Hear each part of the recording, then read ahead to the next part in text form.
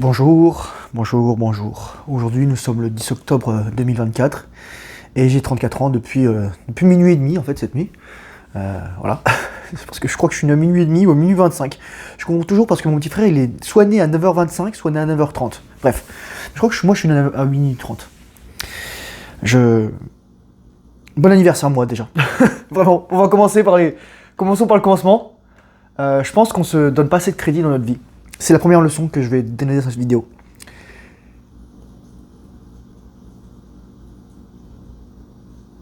Toi, je pense qu'il y a des souris dans les murs là qui sont en train de gratter un truc. Je suis désolé, j'étais distrait. La première leçon donc, que je voudrais t'apprendre dans cette vidéo, c'est que charité bien ordonnée commence par soi-même. On n'a pas appris à se faire passer en premier. Et ça, c'est d'une tragédie parce que les femmes ont par défaut cette habileté à se faire passer en premier et les hommes l'oublient. Les hommes doivent être capables de switch entre la capacité à se faire passer en premier et se faire passer après les autres. Que ce soit en position de chef avec des hommes ou en position de leader avec des femmes dans une famille ou dans une communauté. Donc ça, c'est la première chose. Moi, pour mon anniversaire, je me suis payé un massage. Donc là, je vais me faire masser. Là, après. Je ne dois pas partir trop tard, donc cette vidéo ne va pas être trop longue. Mais j'y vais en courant, je vais voir mon chiro. Donc je pense que il me faut 45 minutes pour y aller en marchant, 43. Donc si je pars une demi-heure avant en courant, je devrais aller. Donc à 11h15. Donc là, je sais pas quelle heure il est. Voilà. J'aurais peut-être dû prendre une montre. Attendez, je vais prendre une montre, j'arrive. Oh shit.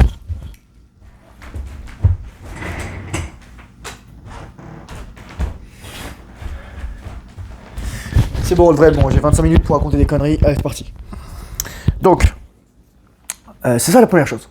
Et je me suis offert un massage, vraiment, je vais voir mon ostéo aussi, je vais voir mon chiro. Et je vais beaucoup plus tranquille cette semaine. J'ai quand même pas mal de boulot. En fait, je me sentais très surchargé. J'étais vraiment très surchargé, je rencontre beaucoup de gens pour le business. Il y a des gens avec qui ça fit, il y a des gens qui se fit pas, il y a des gens qui me contactent, il y a des gens qui... Je ne suis pas assez sélectif. Alexandre Moisy avait raison, et même Sam Oven de School, je dois savoir dire non. Je sais pas que je dis pas non, c'est que je dis pas non tout de suite en tout cas. Il y a des moments où je dis tout de suite trop oui par défaut. Mais il y a des gens, je vais être honnête avec vous, parfois il y a des gens, ils jouent à League of Legends.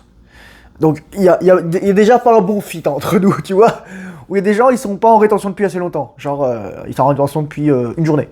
Donc t'es pas en rétention, c'est ce que tu viens de me dire, quoi. Voilà.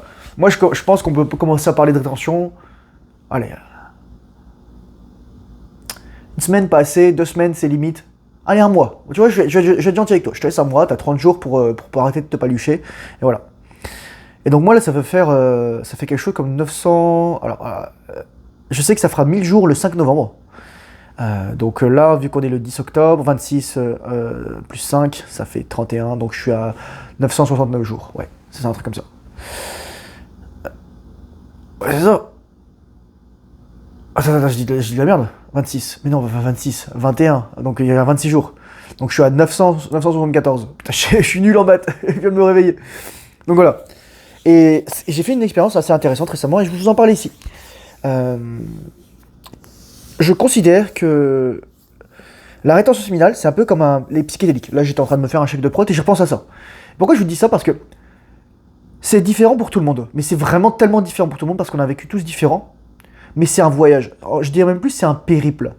Périple, ça veut dire faire le tour, en fait. C'est le même mot que périphérique. Le truc qui fait le tour de Paris, je précise. Donc un périple, finalement, c'est un aller-retour. C'est faire un cercle. Je revérifierai l'étymologie, mais je pense que c'est ça. C'est drôle parce que, en plus, en danger, en latin, pardon, danger, ça dit periculum, d'où le mot peligro en espagnol ou pericolo en italien. Et donc, le danger, le périple, on doit affronter, il y a un démon à affronter, un dragon, qu'on le veuille ou non, il faut que tu le butes, toi. Il va falloir que tu le butes. Alors, tu le butes, tu lui bouffes son âme. Tu bouffes le cœur. Je rigole même pas. Parce que ce dragon, en fait, c'est deux choses. C'est à la fois la psyché extérieure. Tout est toi, mais il y a des choses qui sont vraiment plus extérieures à toi, et donc d'autres choses qui sont plus intérieures. Ce qui est plus extérieur, c'est le monde, c'est la confrontation au réel, c'est l'égrégore collectif, c'est l'inconscient archaïque, c'est l'inconscient collectif, c'est tout ça. Tout ce que Jung appelait vraiment les strates les plus profondes de la psyché humaine. Et moi, de l'autre côté, je dirais aussi, il y a un truc intérieur, il y a le dragon intérieur, c'est le dragon de tes ancêtres. C'est-à-dire que faut que tu te rendes compte que 6 générations avant toi, Le mec qui était 6 générations avant toi, t'as environ 3% de son génome. Le mec qui était 4 générations avant toi, t'as environ 9 à 10% de son génome. Ok? C'est à peu près comme ça. Donc, comment on sait ça? En fait, j'avais lu une étude super intéressante. Ça parlait d'un Homo sapiens qui avait du gène de Néandertal. Et en fait, il avait entre 3 et 9%. Donc, il avait un ancêtre Néandertal entre 4 et 6e génération. C'est ça qui est ça.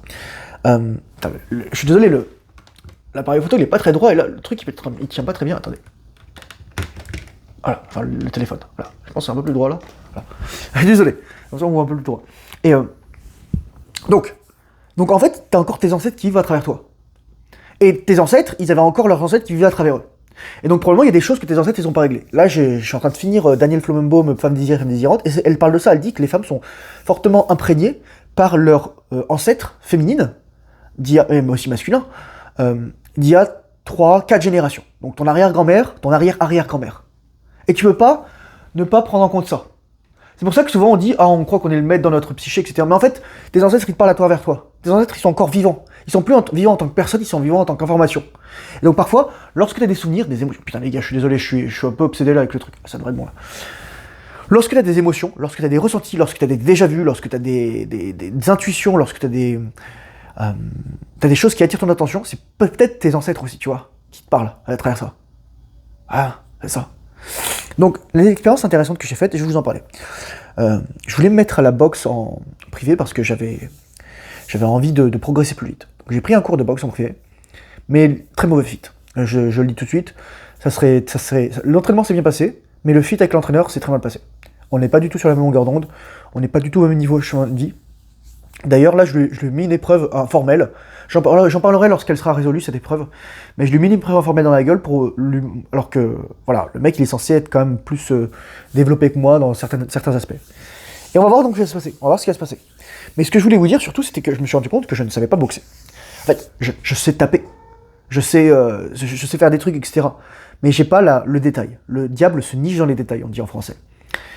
Et que ce soit le footwork, que ce soit la posture, donc vraiment, comme disait Mike Tyson, s'asseoir sur les coups. Et j'ai remarqué que si je m'asseyais vraiment bas, switcher les jambes, donc c'est-à-dire passer de face ensuite à côté gauche, c'était trop facile. Vraiment aussi les rotations, tout ça. Moi, comme j'ai mon genou pété, c'est quand même assez dur. Je le mets en pose orthodoxe ou en pose, en anglais on dirait non orthodoxe, southpaw, c'est-à-dire le pied droit en avant, le pied gauche en arrière, qui correspond à gaucher. Ça me demande beaucoup d'efforts au niveau du genou, donc j'ai encore beaucoup de choses à faire à ce niveau-là.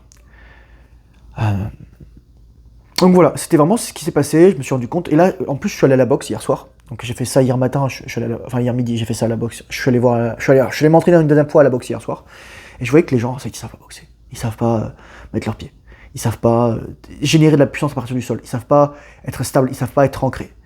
Et il était ultra compétent, le mec avec qui j'ai bossé. Mais c'est juste que, ensuite, dès qu'on arrive au niveau humain, zéro fit. Absolument zéro fit. Voilà. Et on va dire qu'il a essayé de me la mettre à l'envers. Et ça, moi, lorsque quelqu'un essaie de me la mettre à l'envers, je suis sans pitié. Je suis sans pitié. Le mec, je pense qu'il doit s'en mordre les doigts, là. Là, le mec, c'est même pas que je pense, et je sais qu'il s'en mord les doigts. Le mec, il se dit, j'ai fait de la merde. On aurait pu bosser ensemble, franchement. Il aurait pu faire un preuve d'un peu d'humilité, etc., ou même d'honnêteté. Justement, c'est ce qui lui manque. Et on aurait pu bosser ensemble. J'aurais pu le payer $2000 pour bosser 3 mois avec lui, faire 2 séances par semaine. Non, il a décidé d'avoir juste $69. Parce qu'il a décidé de pas être honnête dès le début. C'est juste une question d'argent. Et moi, maintenant, l'argent, je m'en bats les couilles. Donc je lui ai dit, vas-y, garde-le ton fric. Allez, casse-toi, je veux plus jamais te voir. T'as le mec. Fallait voir sa gueule. Fallait voir sa gueule. Je vous le dis, les gars, ça c'est cette leçon, les gars. C'est une leçon que j'ai apprise dans Fuck You Money de Dan Lok. Il est si vous êtes sur mon Discord, dans les bons à lire, il y a des ouvrages. Allez lire Dan Lok, ça va vous changer la vie en termes d'argent. Si vous avez des blocages de niveau d'argent, allez lire ça. Allez lire ça, c'est indispensable. C'est gros d'honneur à tout le monde. Donc maintenant, je vais revenir un petit peu sur mon anniversaire, parce que voilà, donc là, c'était le petit cadeau que je me suis fait, etc. C'était intéressant. J'ai fait cette expérience et j'ai vu que j'avais extrêmement maturé, et que maintenant, je m'en battais les couilles. Moi, j'envoie chier les gens, et c'est parti. Et je les envoie pas chier gratos, attention. Mais sache une chose, c'est, comporte-toi vers les gens, non pas comme tu veux qu'ils se comportent avec toi, mais comme ils se comportent avec toi. Tu vois ce que je veux dire? C'est-à-dire que ne sois pas gentil avec une personne parce que tu veux qu'elle soit gentille avec toi. Non. Sois gentil avec une personne parce qu'elle est gentille avec toi. Ok? C'est un truc de réciprocité. Au début, t'es neutre, tu vois comment l'énergie est. Je dis pas, faut être très gentil, faut être un connard dès le début. Tu gères l'énergie, tu vois comment c'est. Et si tu vois que le mec, c'est un dernier des fils de pute, bah voilà, tu te casses, ou tu lui casses la gueule. C'est tout. Et moi, on me dit, ouais, mais Thomas, tu peux pas me battre couche. Moi, je dis, y a personne qui a un gilet pare-balles au milieu du front, mais bon, après, c'est une autre histoire. On n'ira pas trop loin dans ces détails. L'anniversaire. Moi, voilà, hier, je suis allé avec une amie, on discute un petit peu d'ailleurs. Je vous parlerai de ça. Dans une autre vidéo. On a bu un cidre, on a discuté business, tout ça. C'est intéressant. On a une belle discussion. On n'a pas creusé 1% de la discussion. Donc j'ai pris un petit cidre, je suis rentré chez moi, j'ai bu un autre cidre, même pas mal à la tête, j'avais juste besoin de me détendre, etc. Fêter mon anniversaire tranquillement. Donc ensuite je suis allé me coucher, j'ai bien dormi, j'ai vraiment bien dormi en fait. J'ai dû prendre une bonne douche froide pour me réveiller. Et c'était vraiment agréable, c'était vraiment bien comme petit passage. Je me suis dit, qu'est-ce que ça fait d'avoir 34 ans? Il y a des gens qui ont déjà des enfants à mon âge, il y a des gens qui ont 4 enfants à mon âge, voire plus. Et moi je me suis dit, je veux mettre les choses en place. Le problème, c'est que lorsqu'on se met avec une femme, notre développement s'arrête. A fortiori si on a du sexe et qu'on éjacule avec elle. Et c'est pas moi qui le dis, c'est Robert Bly dans Iron John. Sauf que si on maîtrise le désir sexuel au préalable, on est invulnérable vis-à-vis des charmes de la femme. C'est-à-dire qu'on va savoir que la femme est là, mais on pourra se passer de sexe, on pourra se passer de plein de trucs. Souvent, on n'a pas traité nos choses, et donc on se met avec des personnes trop tôt. Et c'est pour ça que je dis, il n'y a pas de précipitation. Pas de précipitation. Je le dis toujours aussi, la virginité, c'est le ticket doré d'une femme. C'est le ticket en or d'une femme. Et c'est pourquoi les femmes attaquent là-dessus, c'est parce qu'elles savent que j'ai raison. Elles savent que j'ai raison. Elles ont dilapidé leur ticket doré. Et elles s'en veulent à mort. Et donc forcément, j'ai très peu de femmes qui sont matures et qui assument les conséquences de leurs actes et qui vont m'en vouloir pour ça. Et c'est une tragédie. C'est une tragédie. Donc moi, physiquement, comment je me sens? Bah, j'ai toujours mon genou, j'ai eu 3 opérations de genou. Un jour, j'en parlerai, je fais une vidéo détaillée dessus, je retirerai les radios, vous verrez mon genou. C'était pas beau à voir, les gars, quand j'avais les broches dans la rotule. Ou quand ma rotule était comme ça. Je me sens bien physiquement. J'ai de l'énergie comme un mec. Il y a des mecs à la boxe, ils ont 2 fois moins de mon âge. Ils ont 17, 18 ans, 20 ans, etc. Je suis en meilleure shape qu'eux. Même je m'entraîne, je fais beaucoup d'anneaux-gymnastique. Un jour, je pense que je ferai un PR au développé couché, je le filmerai. Je pense que je pense que si je m'entraîne bien, je peux faire 3 plates, même un peu plus. Et alors que je fais jamais de développé couché. La meilleure chose pour faire les développés couchés, les gars, si vous voulez vraiment être bon développé couché, vous faites des dips bulgares aux anneaux, ou vous faites des pompes bulgares aux anneaux. Éventuellement, vous lestez les pompes bulgares, mais vous lestez jamais les dips bulgares parce que on peut se blesser, souvent. On peut se blesser. Si vous voulez lester les dips, faites juste des dips normaux. Okay, c'est-à-dire comme ça. Dips bulgares, c'est comme ça, les gars. C'est comme quand tu prends une prise de développé couché, tu vois, les pompes bulgares, c'est comme ça. C'est exactement la même prise, sauf que t'es aux anneaux. Et souvent, c'est pas les muscles, ce que disait Georges Saint-Pierre dans le sens du combat. C'est pas les muscles moteurs, les muscles premiers qui sont les plus importants, c'est les muscles stabilisateurs. Les mecs, pourquoi ils n'arrivent pas à pousser la barre? Ils tremblent. Moi, je tremble même pas. Pourquoi? Parce que je suis sur des anneaux en permanence. Donc mes muscles stabilisateurs, ils sont surpuissants. Si tu m'as déjà vu être dans un live, faire des dips bulgares ou des leviers avant, voilà. D'ailleurs, j'ai fait ça dans le live d'hier. Je me sens bien physiquement. Je me sens bien. J'ai de la marge de manœuvre. J'investis un petit peu dans mon entreprise, car c'est là ma priorité, c'est vraiment... J'ai pas 1 milliard de trucs, je crée mon image tranquillement, je crée des comptes sociaux, je fais des vidéos, je continue d'améliorer ma formation, là j'ai beaucoup de projets, mais je me sens très fatigué en fait en ce moment. Je me sentais vraiment submergé par la quantité de choses et de personnes qui me sollicitent. Et je ferai une vidéo là-dessus, mais juste pour te dire, tu vois par exemple, dimanche, j'ai fait une journée sans électronique, mais sans électronique absolument. Et j'avais fait ça une journée comme ça déjà le lundi. Donc je pense que dimanche aussi, je referai la même chose. Journée sans électronique. Je contacte personne. Je reste chez moi, je lis, je médite. Je coupe le modem, pour te dire. J'éteins l'ordinateur, j'éteins le téléphone, j'allume rien, absolument rien. Et je peux te dire que... Attends. Je peux te dire que ça te change la vie, quoi. T'as des gens... Moi, j'étais accro depuis que je suis tout petit aux écrans, et ça, c'est hardcore. Et vraiment, c'est une plaie pour moi. Il y a des gens aussi qui sont capables de déconnecter. Moi, je trouve que les gens qui sont moins capables de déconnecter, c'est les gens plus jeunes et les femmes. Les femmes, elles sont tout le temps rivées sur leur téléphone, leur écran, etc.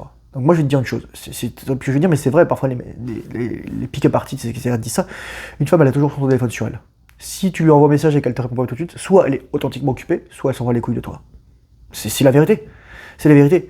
Les femmes, elles sont scotchées à leur téléphone. Elles sont scotchées à ça. C'est un outil de contrôle des femmes. C'est un outil de suggestion. C'est un outil de maîtrise. En fait, moi, j'ai rajouté un élément pour les femmes de valeur, pour les femmes de qualité. C'est de déconnecter des réseaux. Déconnecter des réseaux. Ça, les gars, c'est une femme qui poste ou qui fait des trucs, machin. Hormis si son boulot, mais tu vois, si c'est un compte professionnel, bon, pas son cul de préférence. Où elle cherche pas d'attention. Ben voilà, c'est ça. Donc ouais, je me sens bien. Je me sens bien physiquement, je me sens fatigué mentalement. Je vais me détendre. Je vais profiter là. Vendredi, je vais rien faire. Je vais juste ranger mon appart pour l'anniversaire.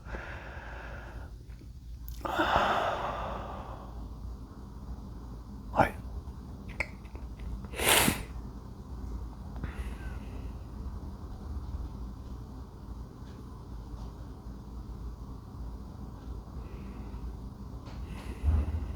J'ai pas grand chose à ajouter dans cette vidéo. Non, juste pour te dire. Un jour, tu seras à ma place. Un jour, tu auras mon âge. Ou peut-être tu l'as déjà eu. Ou peut-être tu l'as actuellement. Euh, L'âge. L'âge chronologique, c'est pas l'âge qui importe. C'est la maturité émotionnelle et l'âge biologique, l'âge physique. L'âge physique, c'est dire notamment ta forme physique, et l'âge biologique, c'est l'âge de tes cellules. Et moi, je sais que j'ai des batteries, donc parce que tes cellules, c'est des batteries en fait, qui sont en super bonne santé. Là, récemment, la semaine dernière, je vais voir ma naturopathe, pareil, j'ai fait un don du sang. Et j'avais un score meilleur que la dernière fois. Avec un don du sang, les gars. Avec un don du sang. Donc, techniquement, j'ai perdu 500 ml de sang. Je suis en bonne forme. Le temps que ça se récupère, que ça se régénère, etc. Les électrolytes. Non, j'avais un meilleur score. Je fais 9,4, 10,1, 9,4, 9,6. Et là, je la revois début décembre. Donc, c'est ça. C'est vraiment. Je te dis, pourquoi je suis en aussi bonne santé, les gars? Je peux encore faire un dessin. Rétention séminale, diète, bonnes habitudes, hygiène de vie. Je vous dis, les gars, je pourrais vivre ailleurs, je pourrais me foutre la pression, payer un truc plus cher, m'acheter une baraque, etc. Non, vivre simplement. Franchement, lorsque tu vis simplement, tu sais, j'ai pas un milliard de choses. Tu sais, il y a 3 ou 4 personnes qui m'ont souhaité mon anniversaire que je connais personnellement, et ça me suffit. En fait, je me suis rendu compte que je plains les gens qui se reçoivent un milliard de trucs, ou sur les Facebook, où tu as besoin du rappel. Je plains les gens je plains les femmes qui reçoivent tellement d'attention gratuite, qui en sont désensibilisées ensuite. Je plains ces femmes-là. Je ferai une vidéo spéciale commentaire d'un mec, quelqu'un m'a mis, mais elle dit, ouais, tu veux pas qu'une femme rencontre un mec parce qu'elle ait eu meilleur que toi avant toi. Non, non, non. Moi, la raison pour laquelle je veux pas qu'une meuf rencontre un mec avant moi, c'est que je veux pas qu'elle soit désensibilisée à l'ocytocine, donc incapable de s'attacher. Moi, j'ai pas d'insécurité à ce niveau-là. Putain, je pensais qu'il y ait du vent dans cette voiture. Il y a des nanas qui sont tellement névrosées, qui vont t'attaquer sur tout n'importe quoi. Mais c'est un bon signe en fait. Une nana qui t'attaque, une nana qui. Le contraire de l'amour, c'est pas la haine, c'est l'indifférence. Donc la haine, c'est de l'attention. L'indifférence, c'est l'absence d'attention. L'amour, c'est de l'attention aussi. Donc l'amour et la haine, lorsque les gens t'envoient ça, voilà.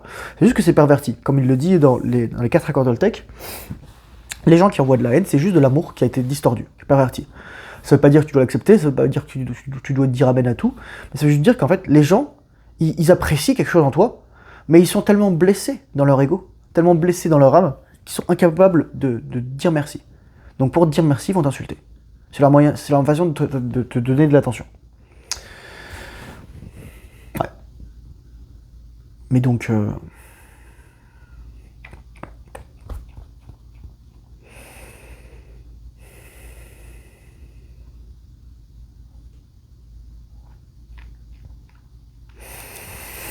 Lorsque je coachais des gens, je vais terminer là-dessus, je leur disais souvent de faire un plan. Et c'est vrai, c'est important de faire un plan. Mais c'est aussi important d'avoir... Vadim Zeland, il en parle dans Reality Transurfing. Donc tu as l'intention interne et l'intention externe. L'intention externe, c'est tu fais confiance à l'univers pour t'apporter ce dont tu as besoin. Et l'intention interne, c'est toi qui t'orientes vers quelque chose. Tu peux t'orienter vers quelque chose que tu veux vraiment, tu peux t'orienter vers quelque chose que tu veux pas vraiment, ou que les autres veulent pour toi. C'est à toi aussi de connaître ton but. Moi, ce que j'ai mis en place, surtout ces dernières années, c'est de me dire, ok, qu'est-ce que je veux moi? Qu'est-ce que je veux à long terme? C'est quoi mon endgame? C'est quoi mon endgame? Moi, plus j'avance dans la vie, plus il se précise. Et je vous en parle un petit peu. Mon endgame, moi, ça serait avoir vraiment une baraque. Je sais pas si je voudrais fonder une communauté comme ça, physique, mais avoir une baraque quelque part, tranquille, dans les montagnes, alors dans les collines, au bout de forêt, que ce soit en France ou même au Québec. Mais en France, En France, je sais pas. Et un bout de forêt, enfin, vivre en autonomie. Pas forcément en autarcie, mais pas dépendre des autres. Surtout pouvoir gérer la quantité de stimulus que j'ai. Donc éventuellement avoir une cabane où il n'y a pas d'électricité, où il n'y a pas de réseau, où il n'y a pas de... Voilà, un truc comme ça. C'est à 1 kilomètre de la baraque principale, où je peux vivre tout seul, où je peux faire ce que je veux, quoi. Tu vois, c'est ce genre de choses-là. Et pourquoi pas en France? Parce que c'est drôle, j'en discutais avec ma psychologue, je lui dis, vous savez Laetitia, j'ai peut-être envie de rentrer en France, ma famille, mes ancêtres, fonder une famille, tout ça. Et elle me dit un truc du genre, mais Thomas, comment vous ferez pour vous développer ensuite? Ou un truc du genre, enfin, ça ne va pas dans votre cycle de développement. Et je me suis posé la question, pourquoi elle me dit ça? Vraiment. Et je me suis rendu compte que l'endroit où j'ai plus progressé, c'est lorsque j'étais pas en France. Parce que je pense que soit au niveau de la famille, soit au niveau des énergies, soit au niveau du pays, il y a quelque chose de très lourd qui t'empêche d'avancer.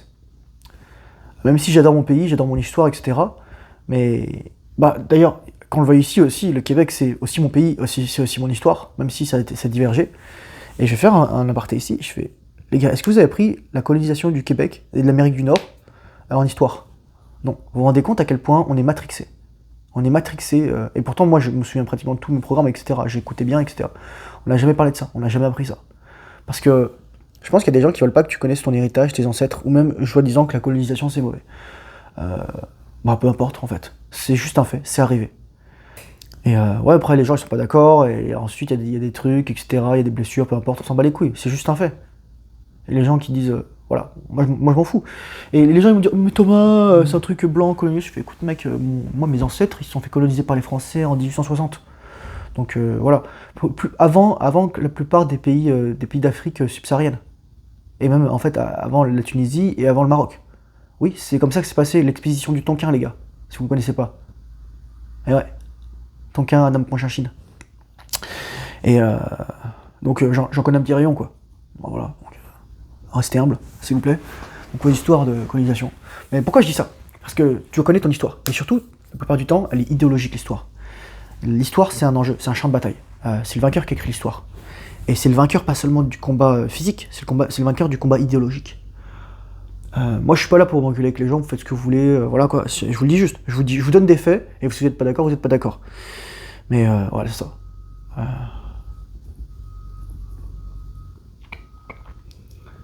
Je terminerai là-dessus, je voulais terminer avant là-dessus, mais en fait, pour lier à ce que je viens de dire là, j'avais cette réflexion hier soir. Je dois partir dans 2 minutes. Je termine ici. La plupart des temps, aujourd'hui, les gens, ils savent pas d'où ils viennent. Et donc, ils savent plus qui ils sont. Et je fais le boucle avec ce que j'ai dit au début avec tes ancêtres. Et quand tu sais pas d'où tu viens, tu peux pas savoir où tu vas. Mais surtout, quand tu sais pas où tu vas, regarde d'où tu viens. Explore à ce moment-là. Demande à tes parents, tes grands-parents, fais des tests génétiques, etc. Check la documentation, etc. Tu peux connaître tes ancêtres. Et si tu connais tes ancêtres, tu as accès à ça ensuite. Tu as accès à ton patrimoine immémorial, génétique, mais aussi historique, karmique, énergétique. Et la plupart des gens aujourd'hui, ils savent pas où ils vont parce qu'ils savent pas qui ils sont. Ils savent pas d'où ils viennent. La plupart des gens sont perdus aujourd'hui. La plupart des gens errent. La plupart des gens sont en mode pilote automatique. La plupart des gens sont en mode littéralement un NPC, PNJ, personnage non jouable, dans un MMORPG ou dans un RPG. Les gens sont les spectateurs de leur vie. Et c'est pour ça que moi je donne tous ces travaux à faire, à travers ces vidéos, ou même à travers le coaching, ou à travers ma communauté, où je vous dis lisez. Lorsque vous lisez, il y a des choses qui vont vous retenir. Il y a des choses que vous allez apprécier, des choses que vous n'allez pas apprécier. Il y a des choses que vous allez vouloir explorer. C'est super important à ce niveau-là. Je ne vais pas durer plus longtemps, ça fait 2 minutes que je parle. Mais c'est ça, les gens savent plus d'où ils viennent, alors ils savent plus qui ils sont. Ils savent plus où ils vont.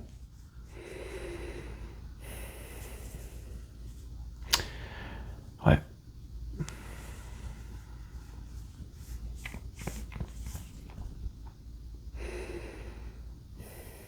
Merci en tout cas pour ton attention. Merci d'avoir suivi jusqu'à présent. Beaucoup de reconnaissance, beaucoup de gratitude. J'ai pas fait de vidéo depuis quelques jours, ça veut dire vraiment que je suis en pause, je réfléchis tout ça. J'espère que cette vidéo t'aura apporté certains trucs. Parfois je m'emporte un petit peu. Parfois donc j'ai des opinions arrêtées sur certaines choses. En tous les cas, je te remercie. Courage, force, honneur, bonne rétention séminale, discipline et le travail difficile. Surtout lorsque tu n'en as pas envie. Mais sache aussi te reposer. Sache aussi honorer tes besoins. Super important. Et je te dis à très bientôt dans une prochaine vidéo. Au revoir.